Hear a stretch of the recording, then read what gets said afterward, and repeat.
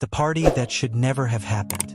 On the night of July 16, 2011, a quiet suburban neighborhood in Port St. Lucie, Florida, became the site of one of the most disturbing teen crimes in recent U.S. history. 18-year-old Tyler Hadley sent out a message on Facebook, "Party at my crib tonight." Maybe. It was vague, nonchalant, just like any other teen invite. By nightfall, over 60 teenagers packed into the modest home of the Hadleys. There was music, beer, and loud laughter echoing through the halls. What none of the guests knew was that Tyler's parents, Blake and Mary Jo Hadley, were dead, their bodies hidden behind a locked bedroom door. They had been murdered with a claw hammer just hours before the party started. And the killer? Their own son. From ordinary teen to calculated killer. Tyler Hadley wasn't your typical killer, or so it seemed. On the outside, he was quiet, even awkward. His friends described him as chill, a little weird, and prone to experimenting with drugs like ecstasy and prescription pills. But nothing could have prepared anyone for what he was about to do. Earlier that week, Tyler confided in a friend that he wanted to kill his parents. The friend thought he was joking. Who wouldn't? But Tyler wasn't. In the days leading up to the murder, he made several chilling statements. "I might go away for a while. You'll see me on the news. Don't tell anyone what I said." Behind the sarcasm and stoned eyes was a teenager unraveling fast. He had recently been grounded, lost access to his phone, and was facing increasing tension at home. But instead of running away or rebelling like most teens, Tyler chose bloodshed. The murders, cold and calculated. According to police reports, Tyler waited until the morning of July 16th. He took his parents' cell phones to prevent them from calling for help. Then he retrieved a 22-inch framing hammer from the garage. What happened next was a brutal and prolonged attack. He killed his mother first while she was using her computer in the master bedroom. She screamed for help. His father came running, only to be beaten to death seconds later. Both were struck repeatedly. Police said the scene was one of the most gruesome they'd ever witnessed. Tyler covered the bodies with towels, broken coffee tables, and miscellaneous debris. Then, as if nothing had happened, he started cleaning up. He took a shower, changed clothes, and began preparing for the party. Party over corpses. That night, teens swarmed the Hadley house. Guests trashed the place, spilling beer, breaking glass, taking selfies.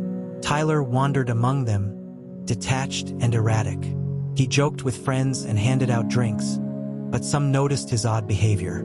Several guests later recalled a disturbing smell in the house, like rotting meat. Others noticed the locked master bedroom, which Tyler warned them not to enter. One friend even opened a closet door and saw bloody rags inside, but assumed it was a prank.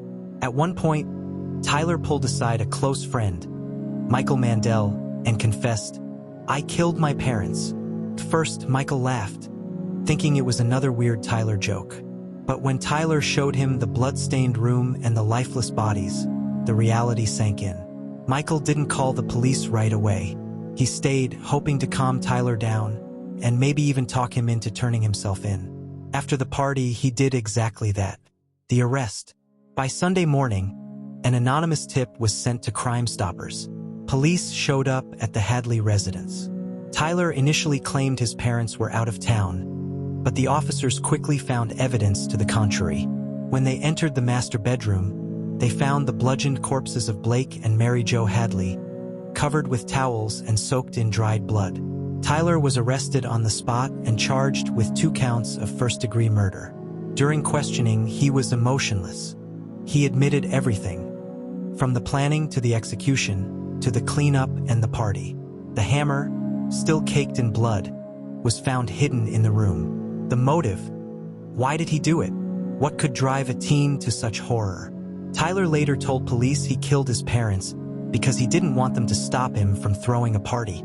But that answer barely scratched the surface. Investigators and psychologists began probing deeper into Tyler's mental state. His drug use was escalating. He had recently been withdrawn, angry, and possibly experiencing a mental breakdown. Some experts suggested he had undiagnosed mental illness, possibly bipolar disorder or psychosis. though nothing was officially confirmed during the trial. Others blamed the pressure Tyler felt to fit in, to be cool, to matter in a world where he felt invisible. Throwing the party on top of murder was his way of achieving notoriety. It was calculated. It was disturbing. It was unforgettable. The sentence. In 2014, Tyler Hadley was sentenced to life in prison without the possibility of parole. Florida law required the judge to consider his age and potential for rehabilitation, but the brutal nature of the crime overshadowed everything. The judge stated, "These were not impulsive acts. These were calculated. This defendant is a danger to society and must be held accountable." Hadley's case remains one of the most haunting examples of teenage parricide in modern history, not just because of the murders, but because of the cold celebration that followed. Legacy of a nightmare. Today, the Hadley home has been demolished. The land where the murders took place sits empty, a chilling reminder of what happened. Friends and neighbors still struggle to understand how a teenager they knew could commit such a monstrous act. Tyler Hadley didn't just kill his parents. He destroyed a community's sense of safety, shattered the myth that it can't happen here, and became a case study in how normal can hide evil. In almost every tragic story of parricide, children killing their own parents, there are warnings. But too often, these red flags are ignored, misunderstood, or minimized. In this chapter, we delve into the subtle yet alarming behaviors exhibited by young killers before their crimes, behaviors that, in hindsight, paint a chilling portrait of brewing violence behind closed doors. Take the case of Nona and Tyler Jenkins, a seemingly average family in suburban Ohio. Tyler, a quiet 15-year-old, had always been labeled the smart but troubled kid. He had few friends and a history of behavioral issues at school, including minor acts of vandalism, angry outbursts, and a disturbing obsession with violent video games and dark internet forums. Teachers raised concerns, and his mother once confided in a neighbor, "Sometimes I'm scared of him, but he's my son." Despite these concerns, no intervention ever took place. Tyler's parents were going through a rough divorce, and the household was filled with constant arguments, passive-aggressive silence, and emotional neglect. Tyler was left to his own devices, spending hours isolated in his room, consuming graphic content online and chatting with strangers who encouraged his antisocial worldview. To outsiders, this might have looked like typical teen rebellion. But underneath, Tyler was spiraling into something much darker. Experts on youth violence agree that the combination of familial instability, lack of emotional support, and unchecked mental health issues often plays a critical role in shaping a child capable of murder. In cases like Tyler's, the signs were there: cruelty to animals, withdrawn behavior, a fascination with weapons, and frequent talk of how no one understands me. All of these are red flags that professionals now link to early-stage psychopathy and potential violent tendencies. One chilling case that highlights these warning signs is that of 13-year-old Joshua Phillips. Before he murdered his neighbor Maddie Clifton, those around him reported signs of emotional detachment and a strict, fear-driven home environment. After the murder, Phillips calmly went to school, played video games, and even helped in the search for Maddie. This chilling ability to compartmentalize such a horrific act is often seen in children with antisocial or psychopathic tendencies, traits that frequently go undiagnosed until it's too late. In many of these cases, there's a moment of escalation, a trigger. For some, it's an argument over curfew or a denied privilege. For others, it's years of unresolved trauma and resentment boiling over. In Tyler's case, it was learning that his father was moving on with another woman and that his mother was seeking full custody. That night, he grabbed a kitchen knife and sat in the dark, waiting. Hours later, both of his parents were dead. What makes these stories especially disturbing is the intimate betrayal. These aren't random acts of violence or stranger-on-stranger crimes. These are children turning on the very people who raised and cared for them. And that betrayal cuts deeper than most crimes ever could. Understanding these silent warning signs is critical, not just for parents, but for educators, counselors, and community members. The sooner we start taking these behaviors seriously, the better our chances of preventing future tragedies. But all too often, families are left asking themselves the same haunting question: could we have stopped this? Don't forget to like, comment, and subscribe. Hit the notification bell. By the time police are called to the scene of a parricide, it's already too late. The damage has been done, and what they find is rarely the work of impulse. In many cases, the violence is deliberate, cold, and chillingly calculated. Chapter 3 pulls back the curtain on the raw brutality of these murders, highlighting just how far some children go when they turn on their own parents. Take the harrowing case of Erin Caffey. At just 16, Erin orchestrated the brutal murders of her entire family in Emory, Texas. She was angry that her parents disapproved of her boyfriend. So, she plotted with him and his friend to remove the obstacle. In the dead of night, the boys entered the Caffey home with guns and swords. Erin waited outside in the getaway car. Her mother was shot and then stabbed repeatedly. Her 2 younger brothers were executed. Only her father survived, crawling from the burning house with multiple bullet wounds. What shocked investigators wasn't just the carnage. It was Erin's calm demeanor hours later. She was already planning a new life with her boyfriend. In parricide cases, crime scenes often show signs of rage, but also eerie signs of preparation. One investigator recounted arriving at a house where a 14-year-old boy had murdered both of his parents with a hammer and tried to clean up the mess afterward. He had put on gloves, bagged his bloody clothes, and left a note blaming an imaginary intruder. The level of forethought stunned seasoned detectives. Then there's the story of Andrew Walmsley, who, along with his sister and her boyfriend, murdered their parents to gain access to a $1.65 million estate. The trio meticulously planned every detail, disabling security cameras, choosing weapons, and setting the stage for what they hoped would look like a robbery gone wrong. The plan failed, but their methodical approach revealed a terrifying truth. These weren't kids who snapped. They were kids who strategized. When investigators enter these crime scenes, they often find more than blood and bodies. They find journals filled with violent fantasies, internet search histories about how to kill without getting caught, texts and chat logs coordinating every move, and perhaps most unsettling, no sign of remorse.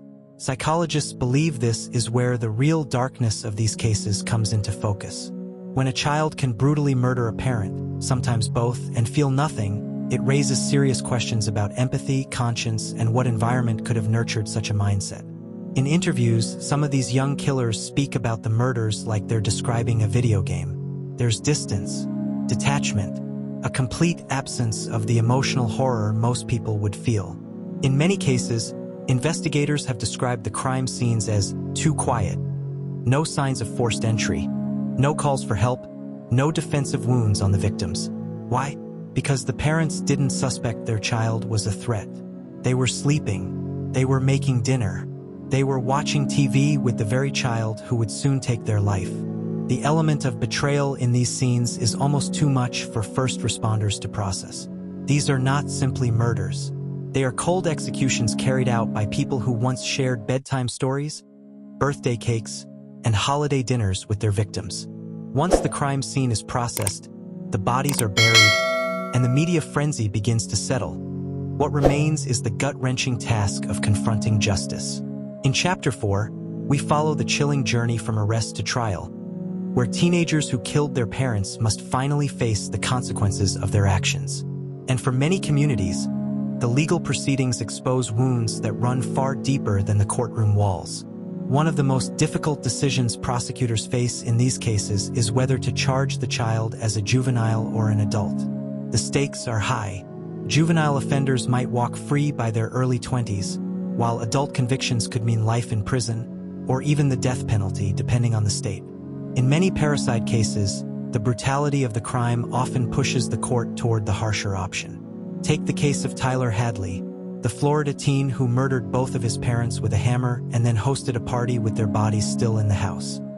His lack of remorse, the premeditation, and the grotesque aftermath left the court with little sympathy. He was tried as an adult and sentenced to life without parole. The judge called the crime cold, calculated, and heinous. But not every courtroom is so clear-cut.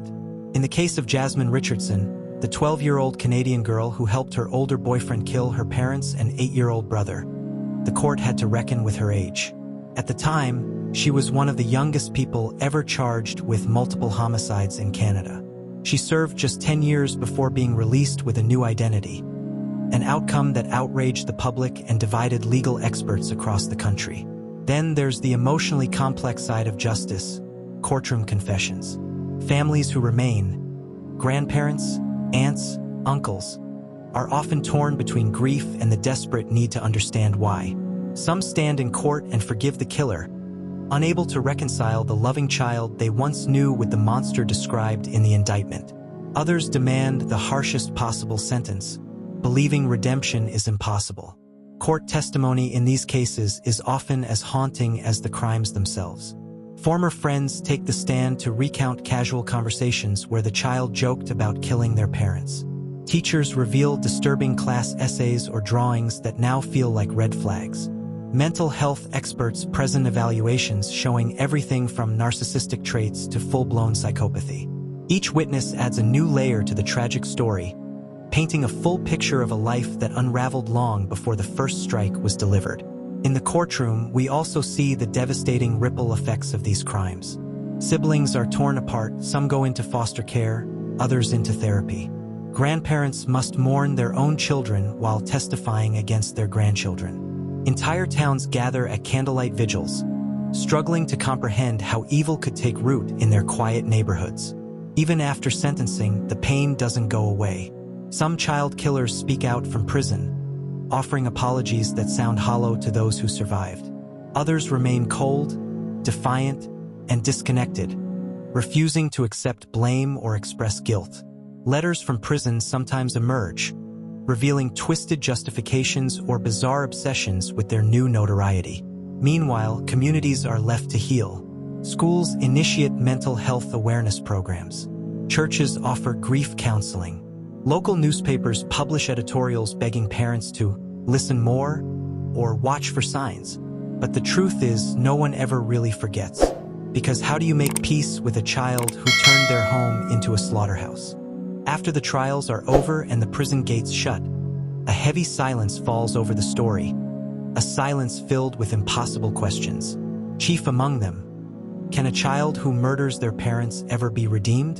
In this final chapter, we turn our attention to life after conviction. For some of these young killers, prison becomes a place of deep reflection, rehabilitation, or denial. Others harden, lost to the system.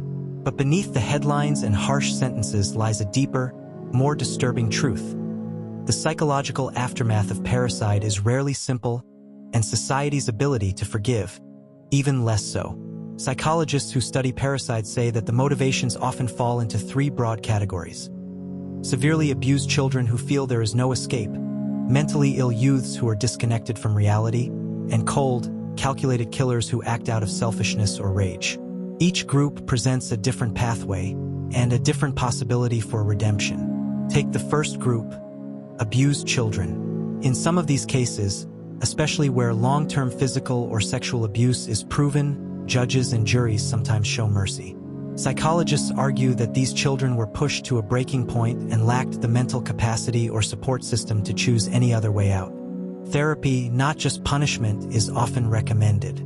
And while forgiveness doesn't come easily, many people, including surviving relatives, can begin to understand why it happened, even if they can never condone it.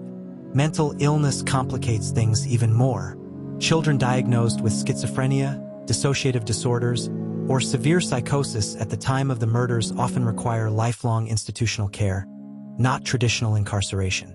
In those rare cases where effective treatment takes hold, some of these young killers regain clarity and express deep remorse. But even then, the question lingers, does understanding a crime absolve it?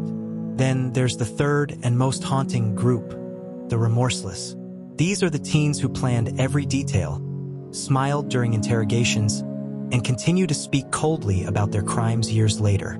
Many experts believe this category includes budding sociopaths or psychopaths, people whose lack of empathy and emotional attachment to others make them unlikely candidates for true rehabilitation. These are the cases where even seasoned professionals say redemption may be impossible. One high-profile example is Kip Kinkle, who, at 15, murdered his parents and then opened fire at his Oregon high school, killing 2 and injuring dozens. While in prison, he's expressed remorse, studied religion, and earned a college degree. But the pain he left behind is so massive, so irrevocable, that many victims' families reject his attempts at redemption. They argue that personal transformation cannot undo the horror. Still, there are stories that complicate this narrative. Some young killers have gone on to become advocates for mental health awareness, youth incarceration reform, and victim reconciliation, albeit from behind bars. They participate in restorative justice programs, write books, or mentor at-risk teens, trying to use their story to stop others from following in their footsteps. But even with good behavior and apparent change, the justice system and society at large is reluctant to believe that a child capable of murdering their own parents can ever truly change. And for families left behind, the idea of forgiving often feels like a betrayal of the victim's memory. Still, forgiveness does sometimes come, often quietly and years later. Some grandparents choose to visit their imprisoned grandchild, clinging to the belief that love, not violence, will have the last word. Some towns hold memorials not just for the victims, but for the broken families they left behind. And some survivors, though never forgetting, decide to stop letting the crime define them. As we close this story, we're left with no easy answers. These are crimes that rip through the very fabric of what we believe family should be. Safe, nurturing, unbreakable. When a child shatters that trust, we recoil and often look away. But in facing these unthinkable stories, we must also confront uncomfortable truths. That childhood doesn't guarantee innocence, that pain can fester behind closed doors, and that evil, sometimes, wears a familiar face. The hope, if there is one, is that by understanding these rare and disturbing acts, we may prevent the next one. That schools, parents, and communities might better recognize the warning signs. That troubled children might be helped before tragedy strikes. Because in the end, the question isn't just can they be redeemed? It's also can we prevent another child from ever needing to be? Don't forget to like, comment, and subscribe. Hit the notification bell.